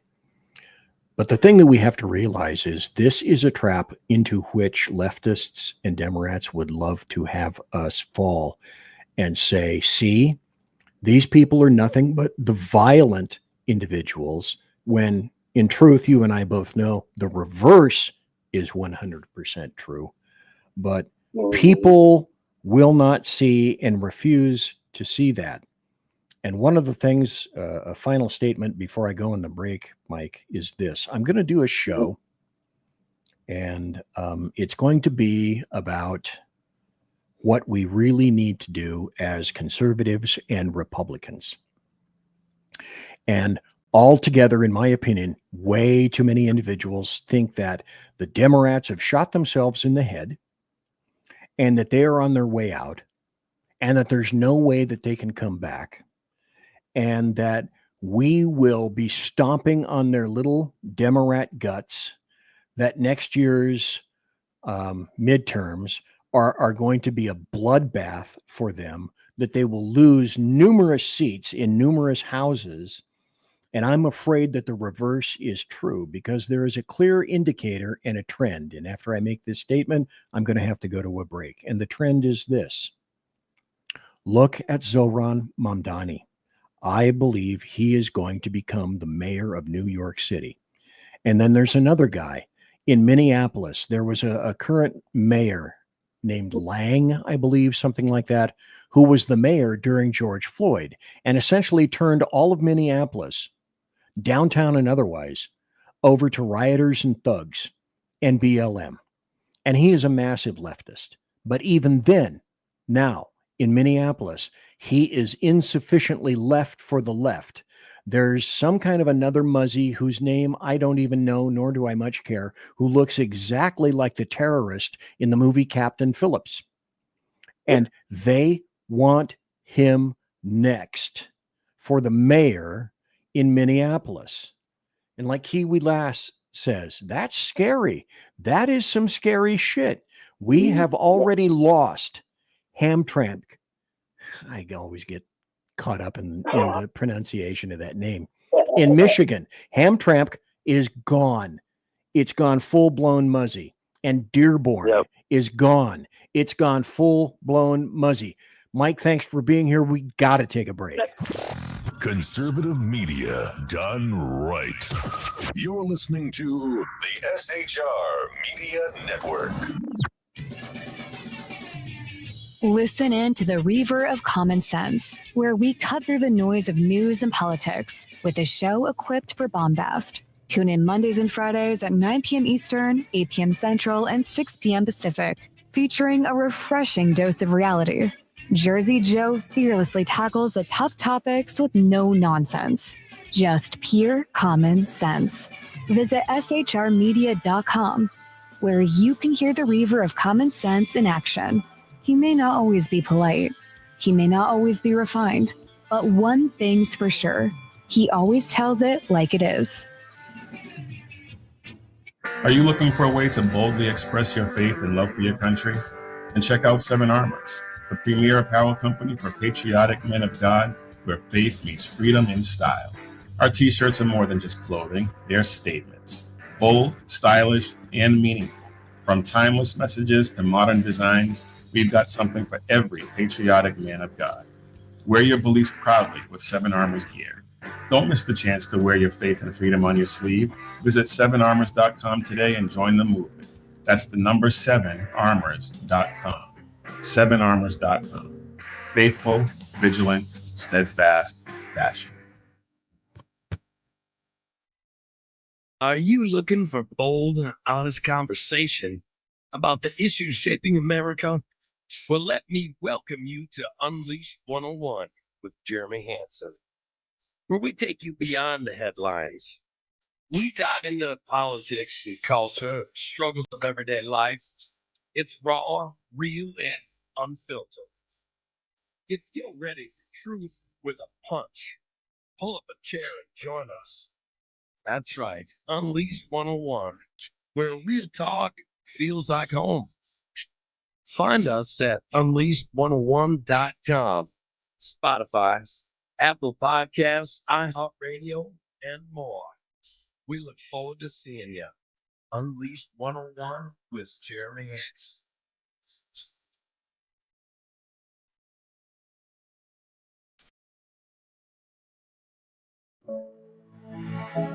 Freedom.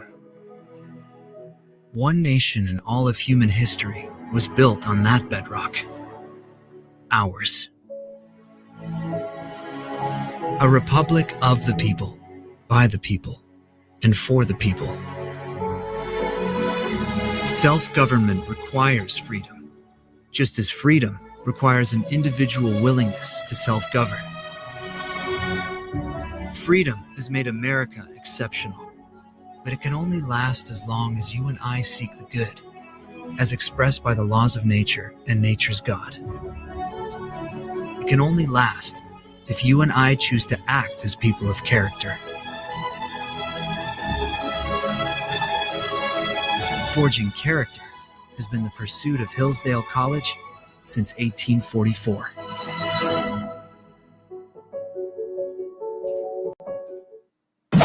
You're listening to the SHR Media Network. And I'm back. It's the final half hour, although at this point it's probably the final 17 minutes of the show because I was late with a break. Damn me, it's my own show. Plus, occasionally, every once in a while, I have to go to the bathroom. I have to go eat a cookie, that kind of stuff. So thanks for being on the show. Thanks for being in our sumptuous, palatial, and plush and resplendent chat room. And share the show all over the place if you would kindly. And if you happen to be watching and or are in the chat room at the SHR Media YouTube channel, please subscribe or ask your friends to subscribe or ask your friends' friends to subscribe or their pet goldfish to subscribe. I gotta go to Happy Stories. Come on. The secret of life lies hidden in the genetic code. Genes are fundamental in determining the characteristics of an individual and passing on these characteristics to succeeding generations. Occasionally, certain conditions produce a structural change in the gene, which will bring about the process of evolution. This may occur in one or more of the following ways. Firstly, by selective mating, in which a single gene type proves superior in transmitting its genes to future generations. Brooke Shields, by the way, for those of you who are not old enough to remember her. Secondly, by gene drift, in which certain genes may fade away while other genes persist. This is leftist jealousy, plain and simple. No more complicated than that. And that is a happy story because I enjoy listening to the screams of their women and the lamentations thereof, like Arnold during Arnold the Barbarian, Conan the Barbarian. Let's listen. We were just talking about judges. I may have played this before, but this is too good. I'll play a portion of it. This is a judge on probation who got fired. So don't let the door hit your ass on the way out. Go. Oh, now see, if I had a producer, that might not have happened. Let's go back and let's replay the tape. Let's rewind it and go. And so I thought it was possible I could continue to serve that office. I was wrong. After 3 weeks of training and getting prepared for the next week, that Friday I left work. I walked to the metro station. I got on the train and I pulled out my phone and I saw a litigation hold that had been put on it. And attached to that was a memo that gave Mr. Martin permission to fire probationary employees from the Capital Siege section that were moved to other places in the office. Okay, that's called reality. That's called, if you're a probationary employee and there's some kind of a budget cut, you are always, by the way, for those of you just tuned in, you are always going to be the first to cut because you're the easiest to cut. And folks, this is BZ's final hour. Step up. Last call for alcohol. Thank you very much. I appreciate it. I think there's another happy story that I may have on the cusp. Here's the wonderful Keir Starmer. He is replete with testosterone. And here he is showing us how a real man like him boxes. I'm going to play this a couple of times and embiggen it so that you can see and appreciate all the delicious moves that this dude has. I mean, this is the UK's man of men. Here he goes. What a guy. What a guy. What a guy. Let's see him again. Terrible. Oh, those punches would knock anyone out. Don't you think? I'm convinced of that. Let's go over here for a second. This is the UK. Let me bring this down so that you can see it. This is what the UK does these days. Man arrested, man carrying home his gardening tools, arrested by armed police in Manchester.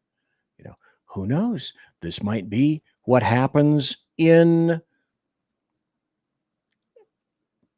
might happen in Australia, might happen in New Zealand.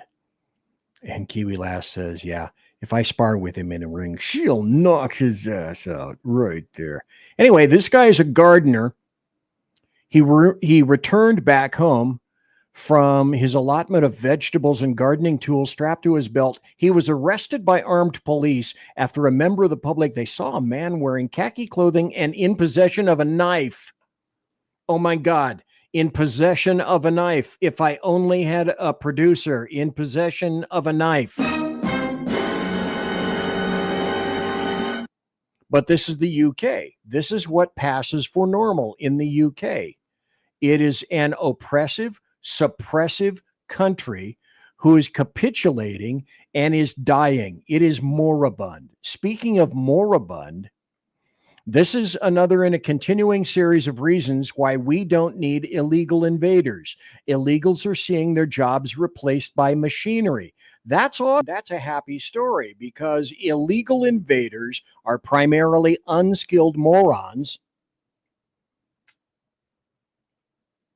who come to this country and are not intent on assimilating into it much at all. Plus, we are losing positions in the United States due to AI. That massive cut, not just the judge, but those massive cuts are on the cusp of occurring because of AI. So if we're going to be losing our people also due to AI, many of whom are skilled, then there is no room for unskilled workers. People should be allowed into this country for merit and money. If you're not bringing money, if you're not bringing merit into this country, we don't want you. Canada, when I went up to Canada in the late 90s and early 2000s, 2000, 2001, somewhere around there. I think it was before 9/11.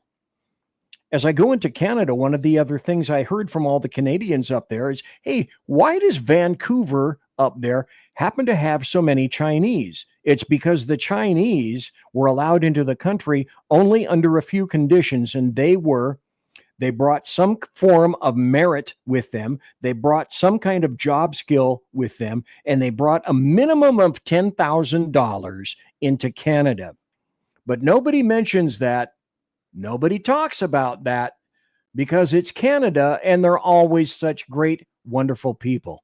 Here's Tom Homan also talking about illegal invaders. Well, look, fentanyl seizures down over half. Why? Because we got a secure border. When you have a secure border, every border patrol agent's on the line doing their job. They're not changing diapers, making baby formula, making hospital runs, making airport runs. Everybody's on the line vigilant. And the cartels are hurting.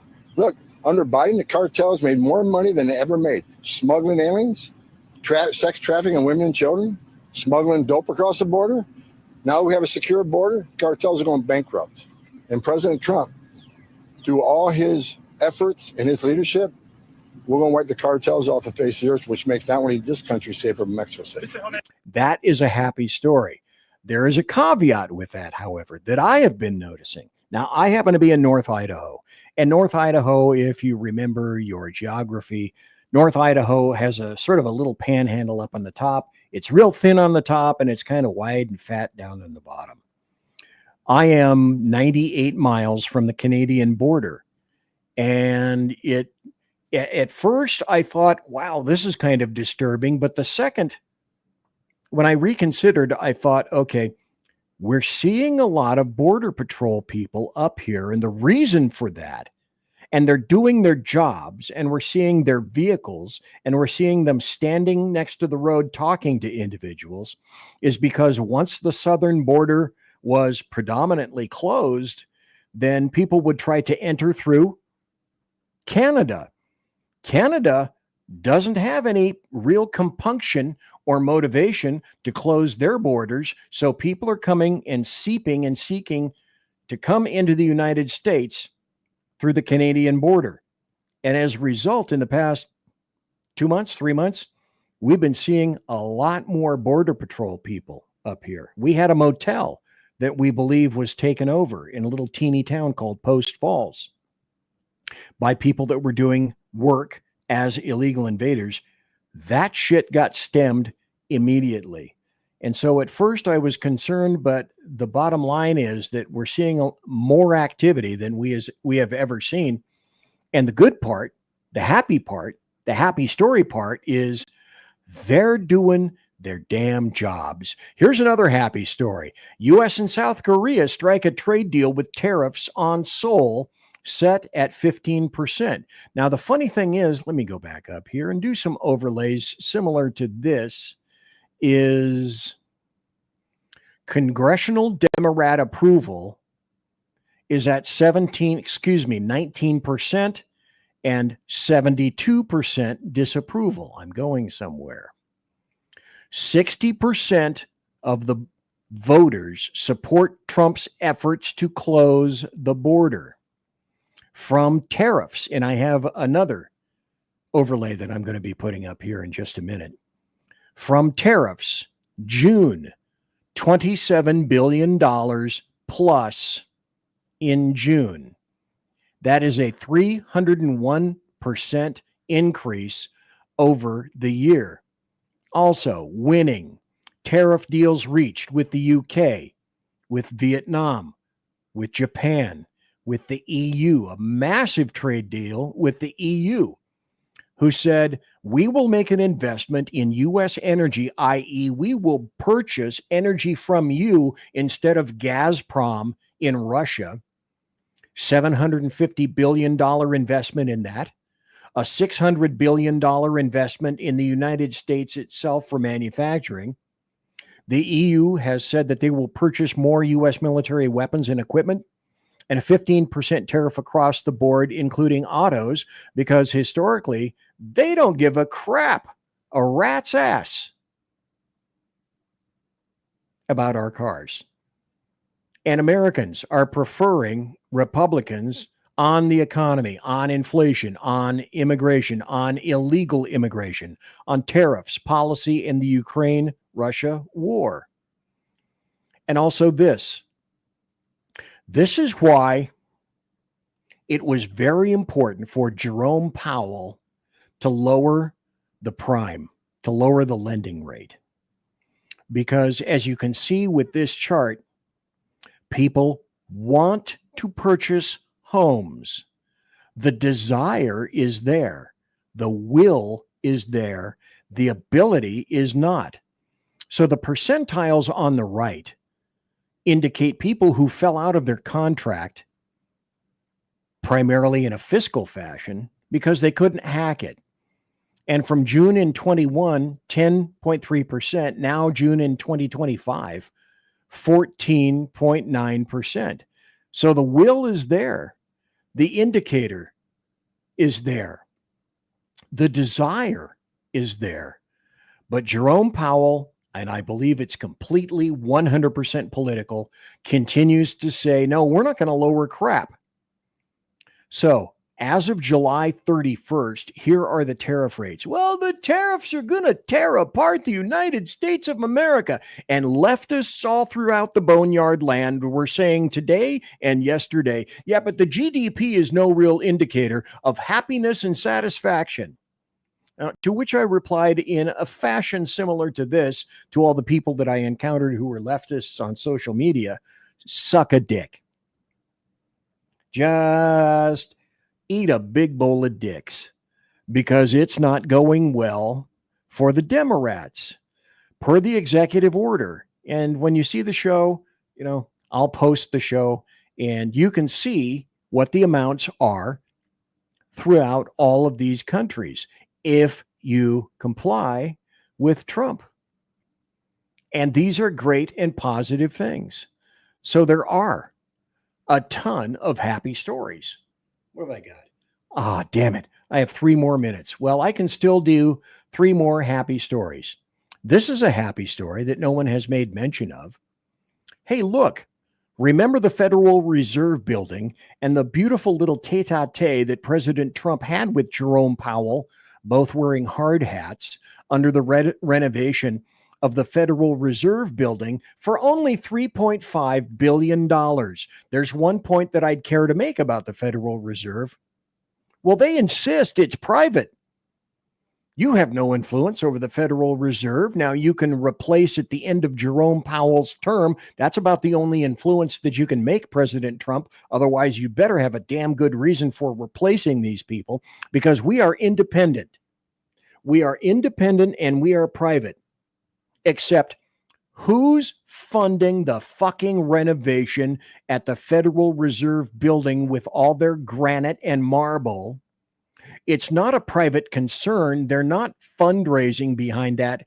It's your money, our hard-earned American taxpayer dollars. So then Trump decides a beautiful ballroom and a new Lincoln bathroom. Trump relishes remaking the White House. The president discussed his renovation plans for the most famous house in America. I'll be doing a lot of improvements. But do you know what the biggest difference is between this and Jerome Powell and also the Federal Reserve Building? Is those are taxpayer dollars that are being used for that. This, President Trump has said, will be accomplished by donations. And yet, a private concern is pissing. By the way, it's going to be about $200 or $300 million as opposed to $3.5 billion with a B for a private company, a private concern that wants your taxpayer dollars. And this from Trump, that'll be funded. You'll be asked for donations and it will be funded by donations. Imagine that. But, in the leftists' mind, there's no difference at all, right?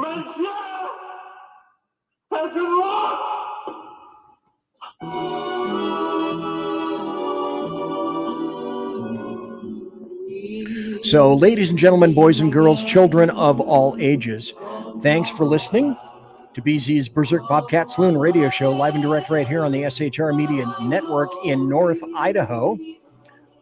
right here on Rumble and X and Twitch and the SHR Media YouTube channel and the munificently grandiose KLRN and tons of other bulbous podcast locations and localias. And I want to remind everybody that as per normal, promotional consideration is by the Lockheed Martin Skunk Works, by Shure and Electro Voice microphones, by Arrakis, who happen to make my mixer, and also by Pratt and Whitney Engines, producing Thrust.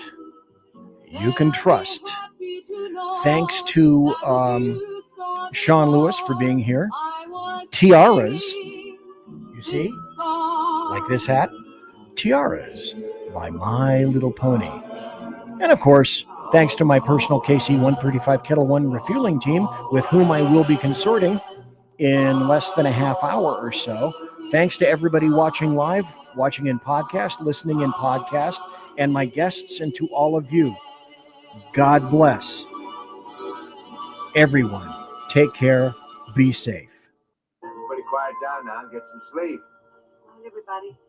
Good night, Mama. Good night, Ben. Good night, everyone. Good night, Mama. Good night, Daddy. Good night, children. Good night, Daddy.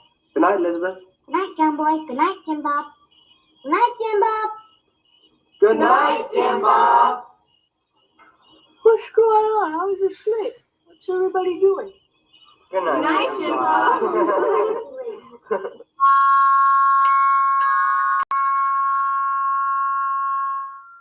Good night, and good luck.